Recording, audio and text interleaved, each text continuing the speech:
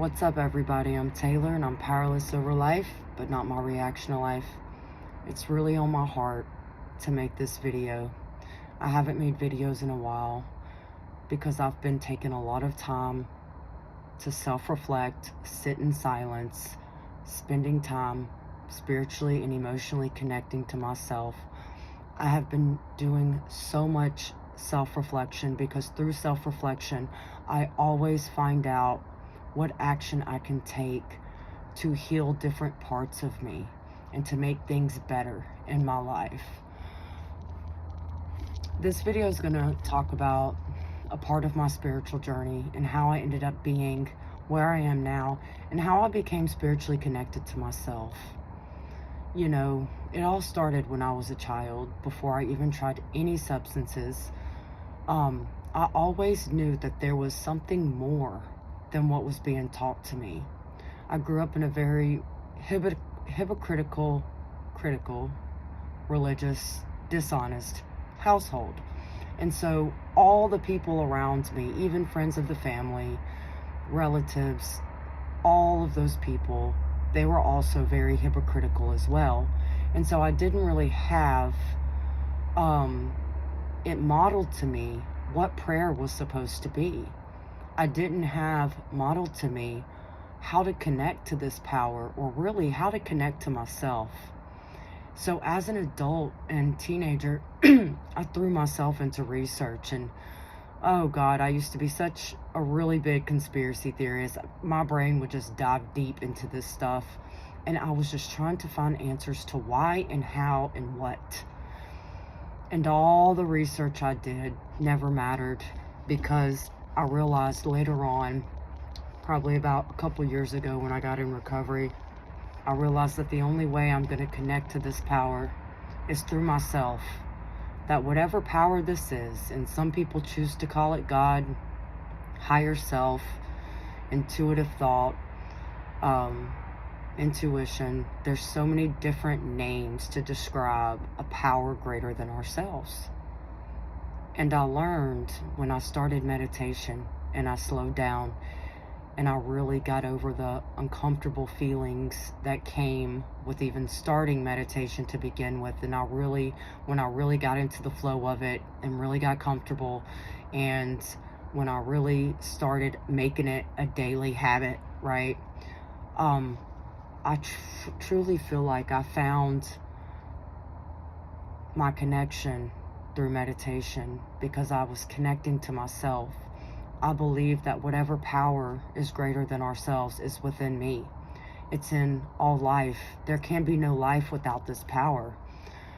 And I have learned that for me in my spiritual journey, that I've learned that the theories don't matter, the religions don't matter, the concepts, what people think, the opinions, the belief systems, all of these things don't matter, because I don't bring these things that I am taught in this world into my meditation. It's like I'm living in two worlds. I'm living in the human world because I have to, right? And then I have a spiritual world. And when I go in my spiritual world, I go to connect to myself in silence through meditation. And I don't bring anything with me that I've learned in the human world into that moment, into that connection. And I learned also a long time ago that we're all using different vocabulary words to explain a power we don't understand. And I never knew until I got into recovery the difference between religion and spirituality. And I've had people model to me that a person can be religious but also spiritual. And to break it down as simple as I can, I think of religion, and what comes to mind is theories, histories, stories, rules, right? But I think of spirituality, and I think about the ability to connect to oneself, to work on oneself through healing, through being honest, kind, compassionate, willing, taking action, wanting to grow, wanting to heal, learning how to develop an emotional connection to self as well as a spiritual connection to self. So I think of devoting oneself to growth and healing when I think of spirituality. and I think of meditation. And so I never had people in my life before 12-step programs to model to me, like I just said. I didn't know that there were religious people out there that actually respected other people's belief systems, and wouldn't push the religion upon people. Because everybody I grew up with would always tell me I was going to hell if I did something bad. And so my concept of this God, because that's the God that I was taught, the religious God, I felt scared of that God, right? I felt fearful. I felt like I was going to be punished. I felt like I was going to go to hell. That God did not make me feel loved. But although I was being taught these things, deep down, I knew what I was being taught was not true. I knew that there had to be more to life than what was being taught. And so to track back, as a young child, I had a very high intuition. And I'll give you an example. I was a child, I can't remember about how old, maybe 11, 10, maybe even not. I can't remember. And my grandmother and I were riding home from church, and I was in a good mood, she was in a good mood, and I randomly had this thought that my neighbor was going to die that day. Her name was Mrs. Snow. And I turned to my grandmother, and I just said, as soon as I thought it, it just came out my mouth. I couldn't stop myself. And I looked at her and I said, Mrs. Snow is going to die today. And she got upset. She was like, don't say things like that. And so just went on with my day, right? Didn't even think anything of it at all. And later that day, I was outside playing, and my grandma hollered for me, and I came in, and my granddad was sitting in his chair, very calm, smoking his cigarette, drinking his Coke, just looking at me. And my grandmother was like tripping. She was like, how did you know this? How is this possible? You know, and she was like anxious. And my granddad told me, he was like, you have a gift. And I didn't really understand what he meant at the time because I was a young child. But my entire life, I have been able to think of things before they happen. I've been able to read people's energy. And a lot of people say empaths are created based on their dysfunctional childhood. That's not quite true. A lot of people are going to have different opinions and different perspectives. And a lot of people aren't going to agree with what I've experienced. And that's okay, because this is my own personal journey. And when I started addiction, when I was about 12, 13 years old, I continued to block myself. So I became emotionally and spiritually blocked. Well, one, I was never really emotionally connected to myself. I never had a healthy relationship with myself. But although through my addiction, my intuition was still there, but I chose not to listen to it. And every time in my life I have chosen not to listen to my intuition, I have always regretted it. And when I got in recovery 3 years ago, I told myself, I am not going to ignore my intuition. And there was actually only twice in a 3-year period where I chose to ignore my intuition, and I regretted ignoring my intuition. But for me, I've learned, and I'm still learning, right, how to tell the difference between intuition, because everybody has intuition. Some people are just blocked from it. Some people are distracted from it. And the thing is, what I've learned is that when it's my intuition talking, it's like a calm, silent voice that just, I feel it in my heart. But when it can be my anxiety talking to me, it's like a racing voice and like a loud voice. And it makes me very anxious. And so that's how I've been able to tell the difference in between anxiety and intuition. And if I'm not quite sure about a situation or person, I always self-reflect. I always observe them. I'm very careful how vulnerable I am with people when I meet them, because my vulnerability is all I have, right? And it is okay for me to choose who I want to be vulnerable with. And I pray and I meditate on making a decision before making a decision based on impulse. And since I've been doing these things, I've never regretted the decision that I've made. And so my higher self, intuition, has been telling me it's time for me to share my spiritual journey. So I'm going to make a playlist with my spiritual journey. And another important thing I wanted to say is that,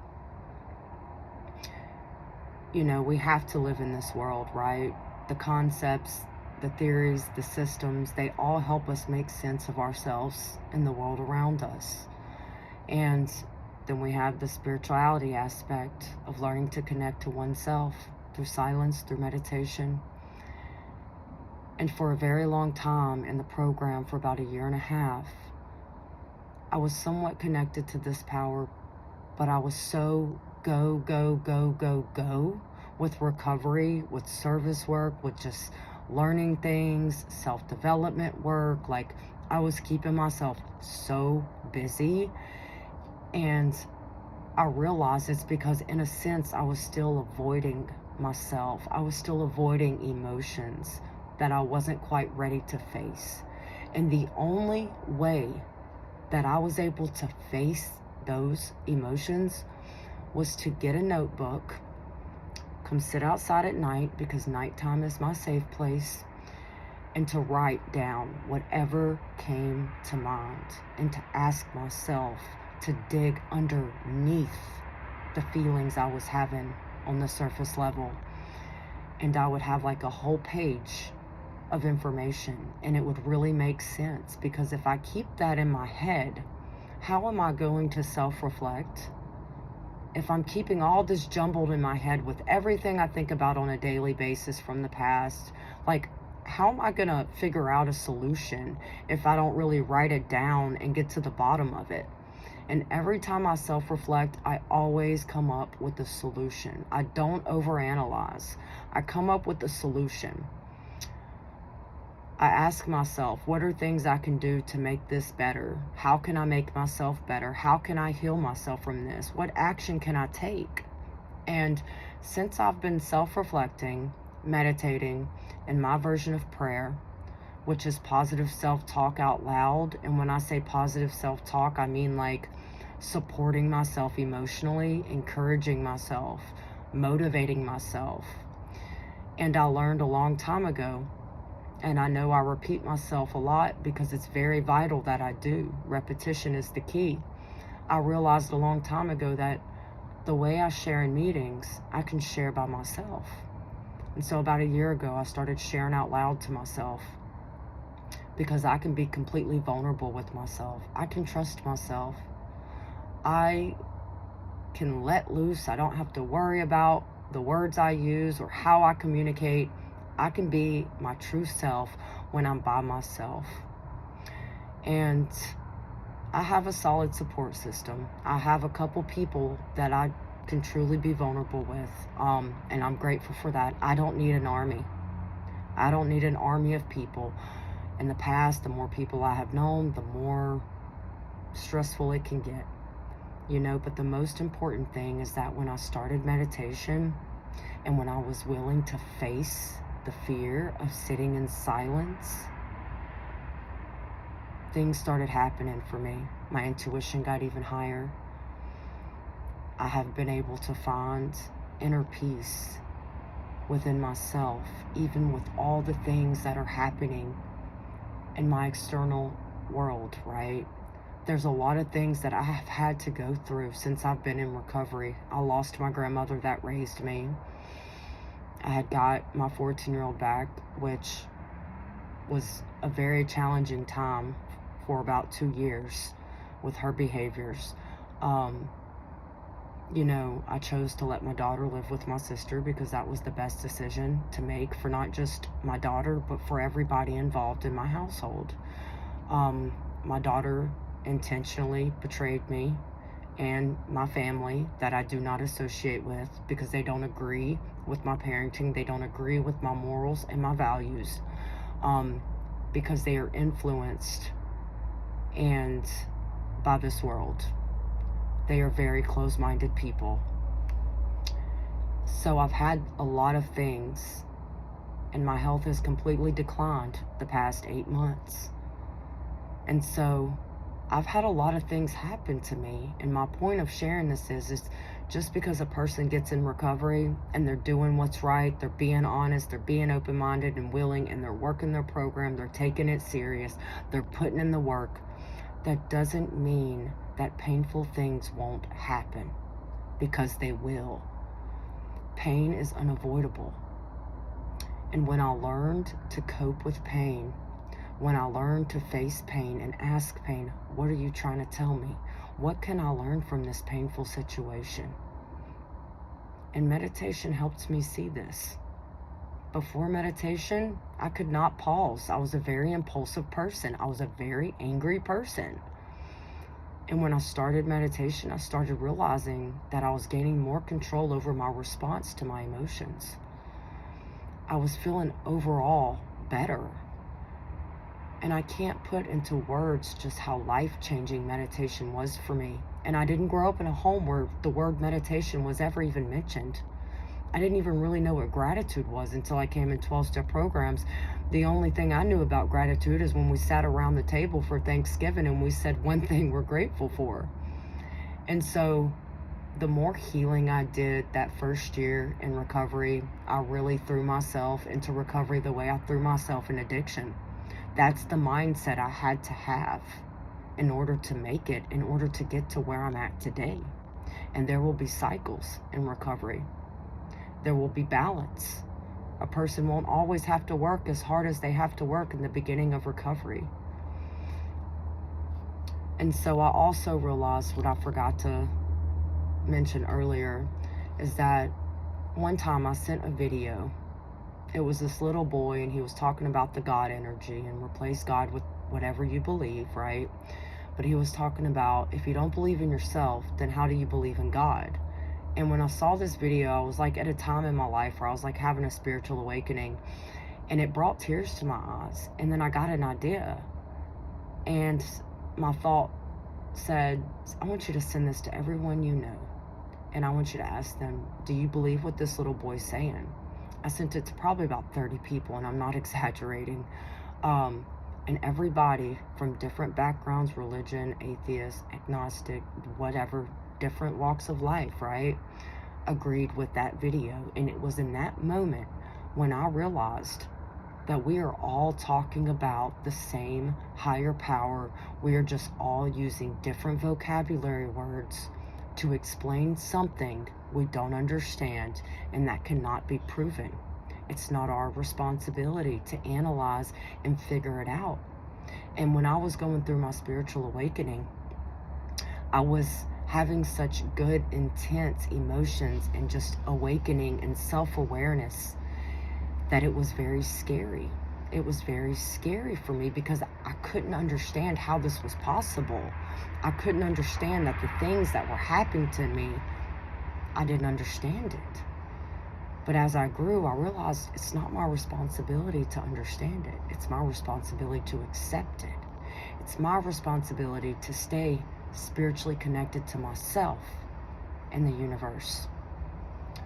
And the more I grew towards myself in this spiritual connection, this emotional connection, the more I realized that all I really need in this world is myself, because nobody's gonna have my back the way that I have my back. Nobody knows me better than I know myself. And I hated myself my entire life. I fought against myself. I was fighting a war that I could not win. And in the 12 steps, it says, that we need to surrender to a higher power. But in my experience, I had to surrender to my diseased mind. I had to surrender to that part of me that was no good for me. And I had to be willing to learn a new way of life. And that's why I started off in 12-step programs. And just recently, found another program for addiction. It's called Refuge Recovery. And they base it off the Buddhist principles. And as I was doing my research, I was reading the Eightfolds. And growing up, I was kind of taught that Buddhism was a religion. Well, it's not. It's classified as a religion, but it's not religious. It's connecting to oneself through meditation and abiding by the eightfolds, which is basically loving kindness, right? Treat others how you want to be treated, do the next right thing, you know, think before you talk, like all those things, right, that we should do as healthy human beings. And as I'm reading down the eightfolds, I'm like, I do that, I do that, I do that. I thought this was common sense. I thought everybody that's working on themselves and connecting to themselves do these things. And it's in that moment I realized, because as I'm reading this, my brain was translating it into 12-step language. And I came to the conclusion that there are so many different programs, so many different systems, processes, approaches, and all these things, but all of them have the same goal and intention. It is to teach us how to love ourselves, how to forgive ourselves, and how to emotionally and spiritually connect to ourselves. And that's all human beings are doing in this world. That's all we want, is to just not feel alone. And I felt alone my entire life, and I realized when I started growing towards myself, I realized it wasn't alone from the world. It's that I was disconnected and alone from myself. And change is a process. And so this playlist is going to focus on my spiritual journey and what I've learned and the daily practices that I do, the tools, the resources. Whatever comes out my mouth is what's going to happen, because I never plan this. I always speak from my heart. And so I hope this video can help you with whatever you're going through, whatever you're struggling with, because I know me, I really struggled for a very long time getting the programming and conditioning out of my brain that was taught to me growing up about the concept of God. I had to find my own version of a higher power, and I found that through meditation.